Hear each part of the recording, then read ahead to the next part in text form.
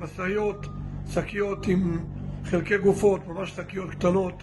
ביניהם הייתה שקית קטנה שתיארנו לעצמנו שזה חלקי גופה או גופה של תינוק או תינוקת, ולצערנו הכנסנו אותה לאחד החדרים שמה. פתחו את השקית ממש בהתחלה של הפעילות, עוד הייתי בחדר, ואיך שפתחו את השקית היה שם מראה זוועה של תינוק או תינוקת שהייתה ממש גופה מאובנת ועם סימן של גוף חימום.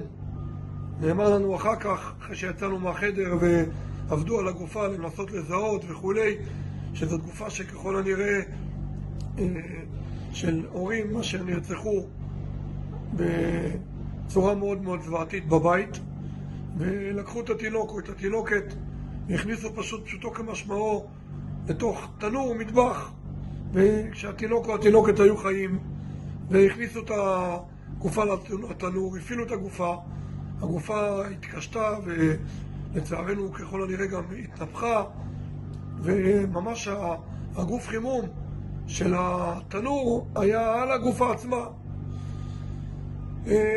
במסגרת הזוועות האלו צריך להראות לעולם ולספר לעולם שאי אפשר להכחיש ולהתכחש למה שעשו. אנסו נשים, רצחו גופות, רצחו אנשים בחיים, קטיעת איברים, עריפת ראשים, זוועות שכבר נראו, אבל זו זוועה שחייבים לספר עליה בעולם.